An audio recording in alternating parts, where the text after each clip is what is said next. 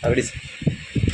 ಎಲ್ಲ ಮಾಧ್ಯಮ ಮಿತ್ರರಿಗೆ ಮತ್ತು ರೈತ ಸಂಘದ ಮುಖಂಡರಿಗೆ ನಮಸ್ಕಾರ.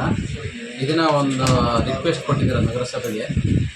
ಏನಂತಂದರೆ ಕೃಷಿ ಉತ್ಪನ್ನ ಮಾರುಕಟ್ಟೆ ಸಮೀಪ ಗೇಟಲ್ಲಿ ಟೋಲ್ ಶುಲ್ಕ ವಸೂಲಾತಿ ಮಾಡ್ತಾಯಿದ್ದಾರೆ ನಗರಸಭೆಯಿಂದ ಟೆಂಡರ್ ಮುಖಂಡರು ಅಂತ ಹೇಳ್ಬಿಟ್ಟು ಕೊಟ್ಟಿದ್ದೀರಾ. ಇದು ರೈತರಿಗೆ ತುಂಬ ಅನಾನುಕೂಲ ಆಗಿದೆ ಅಂತ ಹೇಳ್ಬಿಟ್ಟು ಕೊಟ್ಟಿದ್ದೀರಾ.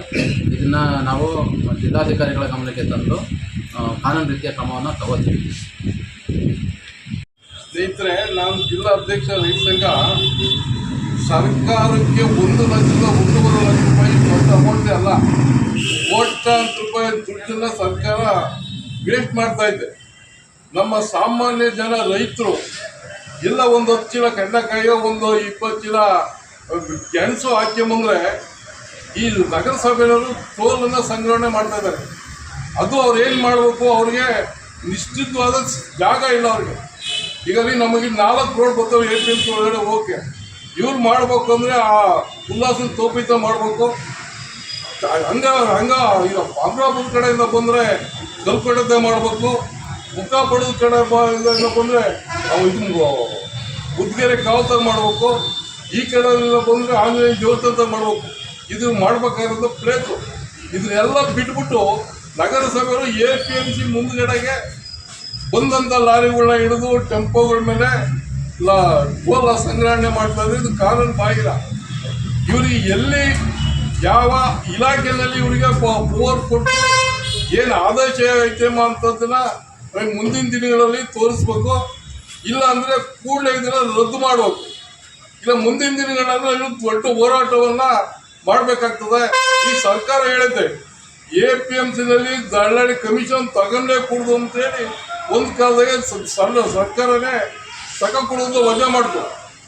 ಈಗೇನಾಯ್ತು, 2% ಜಾಸ್ತಿ ಆದವ್ರಿಗೆ ಖರೀದಿದಾರರ ಕಡೆಯಿಂದ 2%, ರೈತರ ಕಡೆ 4% ದಳ್ಳಾಳಿಗಳಿಗೆ ಕಮಿಷನ್ ಹೋಗ್ತೈತೆ. ಈ ದೇಶದಾಗೆ ಯಾರಾದರೂ ಒಬ್ಬ ಮಂಡಿ ಬ್ರೋಕರು ಆತ್ಮಹತ್ಯೆ ಮಾಡ್ಕೊಂಡವನ ನೋಡ್ರಿ, ಇಲ್ಲ ಒಬ್ಬ ಆಲ್ ಇಂಡಿಯಾದಲ್ಲಿ ಸೆಕ್ರೆಟರಿ ಆಗಿರೋ ಆತ್ಮಹತ್ಯೆ ಮಾಡ್ಕೊಂಡವನ, ಇವತ್ತು ಸತ್ತೋಗ್ತಾರೆ ರೈತರು. ಈ ದೇಶಕ್ಕೆ ಅನ್ನ ಬೆಳೆದು ಕೊಡ್ತಾರೆ, ಬೆನ್ನೆಲುಬು ಹೋಗ್ತಾರೆ. ನಮ್ಮ ಬೆನ್ನುಗಳನ್ನ ಗೂಡ್ಸಿಂಗ್ ಕಾಲ ತುಳಿತಾ ಇದ್ದಾರೆ. ಇದು ಭಾಳ ದುರಂತದ ಕೆಲಸ. ಇದು ಕೂಡಲೇ ರದ್ದಾಗಬೇಕು. ಈ ತಕ್ಷಣಕ್ಕೆ ಈ ಉಸೂಲಿನ ನಿಲ್ಲಿಸ್ಬೇಕು ಅಂತ ಹೇಳ್ತಾ ನಾನು ಮಾತು ಮುಗಿಸ್ತಾ ಇದ್ದೀನಿ. ಮುಂದಿನ ದಿನಗಳಾಗಿ ಇದು ಉಗ್ರ ಹೋರಾಟವನ್ನು ಮಾಡೋಕ್ಕೆ ರೆಡಿ ಇದ್ದೀವಿ ನಾವು. ಇವತ್ತು ಕೃಷಿ ಉತ್ಪನ್ನ ಮಾರುಕಟ್ಟೆ ಸಮಿತಿ ಹತ್ರ 2 ಗೇಟ್ ಕಡೆನೂ ನಗರಸಭೆ ವತಿಯಿಂದ ಸುಂಕ ವಸೂಲಿ ಮಾಡ್ತಾ ಇದ್ದಾರೆ. ಅದು ಯಾರ ಹತ್ರ? ರೈತರ ಹತ್ರ. ನಾವಿಲ್ಲಿ ನಗರಸಭೆ ಆಯುಕ್ತರಿಗೆ ಗಮನಕ್ಕೆ ತಂದಿದ್ದೀವಿ. ನಾವು ಹೋದ ವಾರನೇ ಗಮನಕ್ಕೆ ತಂದ್ವಿ, ಸುಂಕ ವಸೂಲಿ ಮಾಡ್ತಾವ್ರೆ.